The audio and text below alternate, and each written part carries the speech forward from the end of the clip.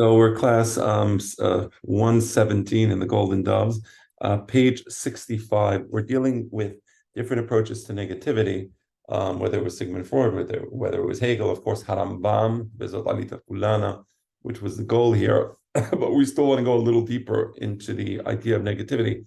And what's interesting is that, people think, oh, negativity, it's a weird thing that just, Harambam thought of it. And no, we see that the smartest thinkers among the Goyim, they used negativity because they understood that knowledge, real knowledge, is oftentimes based on negativity, right? So, right, you don't answer, I meant over a video, of course. Anyway, so I want to share with you, so page 65 in the Golden Doves, we're going to now study what Jean Paul Satre says about Heidegger. So a couple of things. There's a Gemara in Masechet Berachot, I think it's Daf Yod. The Gemara says, Hanech Hamisha Bרכי Nafshi Keneged Mi Amaran. If you look at the book of Tehillim, there's Bרכי Nafshi, 5 different Bרכי Nafshis in the book of Tehillim. So the question was, who was David HaMelech referring to? Keneged Mi Amaran. So the Gemara says, Lo Amaran, it's very interesting Gemara, Lo Amaran ela keneged HaKadosh Baruch Hu keneged neshama. So he said it with respect to HaKadosh Baruch Hu, God, of course, Bרכי Nafshi et Adonai, right? So that's God. But then also keneged neshama, the neshama of the person.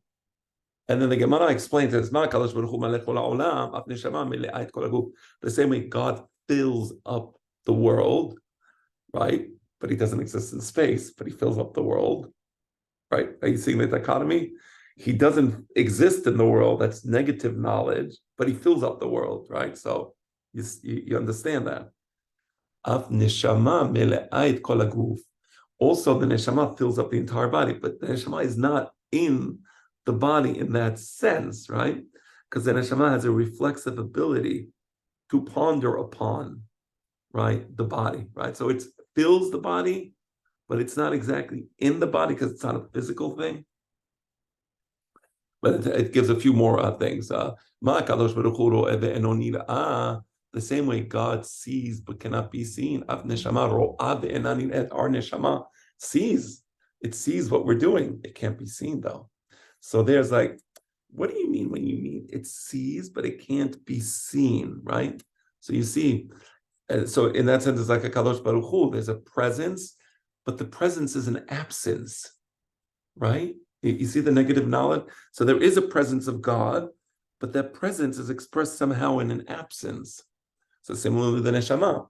There is a presence of the neshama within us. Elohai neshama shenatata bi, within me. So there is that presence of the neshama, right? There's an absence as well, right? So you see the idea of negative knowledge expressed in this particular sugya. Then it says, Ma kadosh baruch hu zanet kol ha'olam kulo. The same way God provides sustenance to the entire world. Af neshama zana et kol haguf. Interesting. So the neshama, one of the functions of the neshama is to provide sustenance to the body. That's a very interesting idea. How does it provide sustenance? How does God provide sustenance? God is not physical, so he's not in the world, but somebody provides sustenance. So God is there, but he's not there. Somehow he's providing sustenance, but how? So similarly, the neshama, which is purely spiritual, how does this purely spiritual entity, which is not there, sustain the physical body, right? Ma kadosh baruch hu yoshev echad echad. I'm sorry. Ma kadosh baruch hu tahor af neshama tehora. The same way God is pure, also the neshama is pure. What does it mean pure in the context of God? That's a type of negative theology, meaning, well, God is not physical. Only physical things can be tameh, of course, right? But that's not exactly true. So we can say that there's a certain tahara, those malachim b'kedusha tahora, they praise God, right? You say again, there's a certain dissonance. So there's God is tahor, but what do you mean by saying God is tahor? You mean he's not tameh, but you mean something beyond that. So it's not just negative, right? When we say negative theology, we mean nothing. We don't mean nothing. There's something, right? So we say God is tahor. Also, the neshama is tehora. And finally, the fifth thing is the same way God is hidden within the hidden within the hidden. The neshama is hidden within the hidden within the hidden, right? Again, so you see this negative theology developed in the Gemara in the sense that there is an absence, and that absence creates a presence, right? There is something that can see, but it cannot itself be seen. There's something that provides sustenance, but it itself is not physical, it doesn't require sustenance, and so on. So the Gemara says, Yavo mi sheyesh biyado chamisha dibarim halalu v'yeshabeach lemi sheyesh biyado chamisha dibarim halalu. That's the Gemara in Masechet Berachot Daf Yod. So let David HaMelech, his neshama, because the pasuk says, Bרכי nafshי et Adonai. You see nafshi? My neshama has these 5 things. Let the neshama that has these 5 things give praise to God that has these 5 things, right? That's negative knowledge, and I think it's related to what we're going to be reading now in Jean Paul Satre, but it's a slightly different approach. But you see, through understanding Heidegger and Jean Paul Satre, we can get a better understanding of the Gemara, right? And to do this, and I'm not a big fan, by the way, of Heidegger. I think I may have mentioned that 17 or 18 or 19 times. I can't understand a word he writes, so I just putting it out there. I'm not necessarily the person to go to if you want to understand Heidegger, but okay.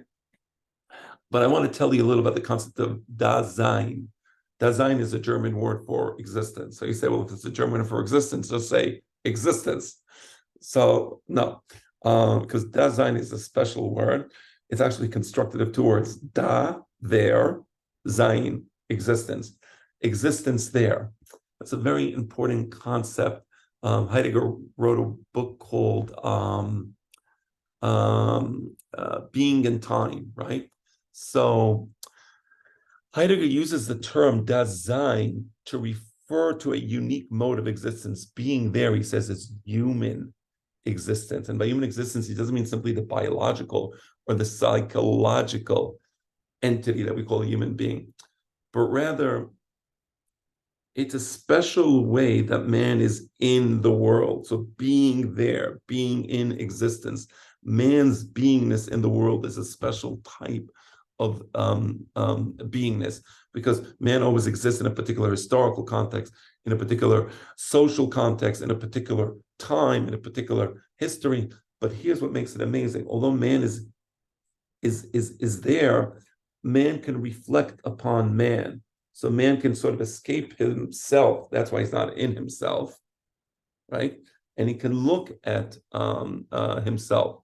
So basically what Heidegger is saying, I believe Heidegger is going against the metaphysical approach where everything just exists. So there's individuals. So in metaphysical, I think people are abstract, rational entities. We just exist as such, right? And he's saying that to understand man, you have to understand man as being outside of himself, but being within the world, right? And that's why we have the ability to reflect upon ourselves. So let me tell you as well in Heidegger that he goes a little deeper into Dasein, of course. I mean, why wouldn't he? He wrote an entire book on the topic. But one of the things he talks about, for example, is that so he looks at the unique aspects of Dasein, being there, of humanity. So human beings have care, human beings have concern, right? We're concerned about what's happening around us. We have care about ourselves, right? So this is the idea of Dasein. But then we have, and actually, you know what, let me take a step back. Let's just look a little more at Heidegger's idea of human existence, Dasein, right? Again, so he rejects Greek metaphysics, that individuals just exist as separate entities. So he gets into what he calls existential phenomenology. So basically, it shifts the philosophical discourse from abstract speculation. You know, there's a rational being called man, whatever the heck that means, okay? That's just abstract. And he gives a concrete examination of how individuals experience and make sense of the world. So basically, Heidegger, he rejects objectivism, right? And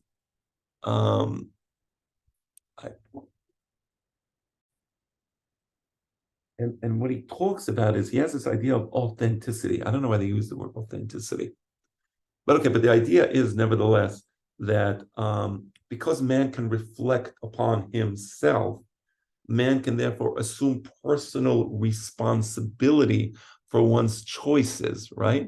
So, so by that he means authenticity, but what he's talking about that individuals are free to create meaning in their lives, and the world can appear to be a meaningless world, but actually through the human existence at Dasein, man can give meaning. And that, so that's Heidegger. But then comes in Jean Paul Satre. And we're going to read what Satre says now, okay? So this is on the bottom of page 65. Jean Paul Satre observed that although Dasein is used in what appears to be a positive sense, and we showed you how for Heidegger, there is the individual, he exists outside of himself, but he's there in the universe, and Heidegger gives certain positive descriptions of this Dasein. Jean Paul Satre disagrees with that, right? So now we're going to look at Jean Paul Satre. Jean Paul Satre observed that although Dasein is used in what appears to be a positive sense, Heidegger actually uses it negatively. Now, the characteristic of Heidegger's philosophy is to describe Dasein using positive terms, which hide the implicit negation. So Satre is, and by the way, Jean Paul Satre is the father of existentialism, right? So existentialism is, I guess, an extension of Dasein, but it's also a rejection of some of the positive notions that Heidegger put out there. And what Satre is saying that we don't really understand. There's sort of negative notions, right? But to describe it positively is a mistake in so much as it obscures the implicit negations, right?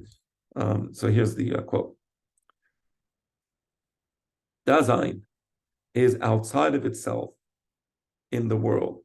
That's how Heidegger describes the human neshama. If we can, say human neshama in terms of the Gemara, it's outside of itself, but it's still in the world. It is a being of distance. On the one hand, we're distant from ourselves, and the proof is we can reflect upon ourselves, but we're somehow connected to ourselves. It is care. We said that in Heidegger, there's the idea of care. It is its own possibilities, because in Heidegger, there's the idea of freedom.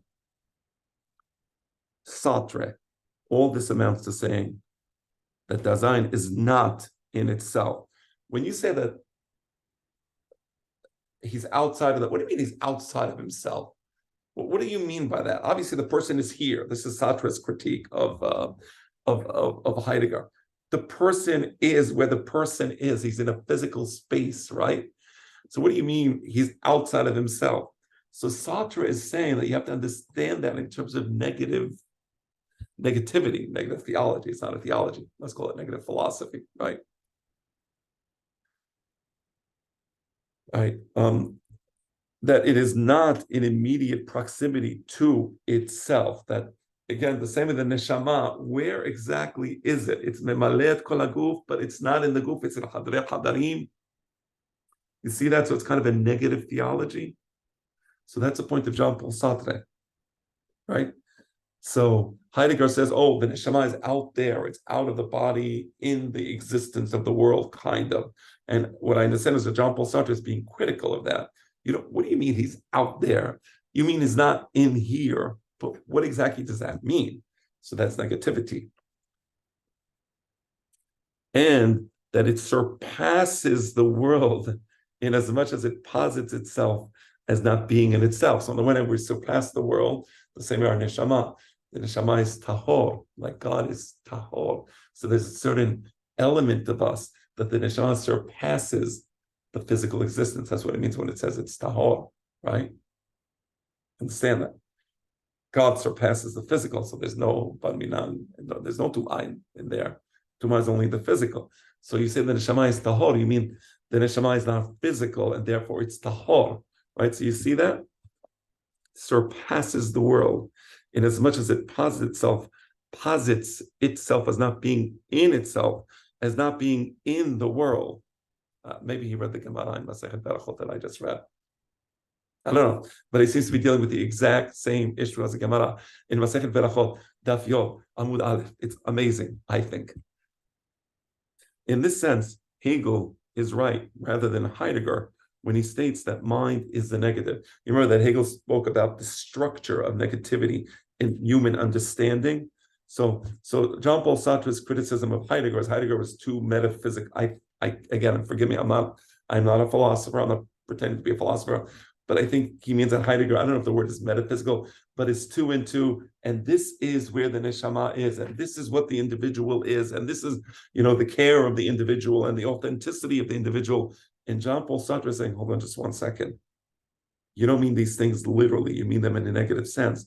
You should have been more clear. Well, or I, Jean Paul Satre, view them in a negative sense. So here we see how Jean Paul Satre also adopts and employs the idea of negativity. So this is very deep thinking among the Goyim. Again, Chokhmah b'Goyim ta'amen.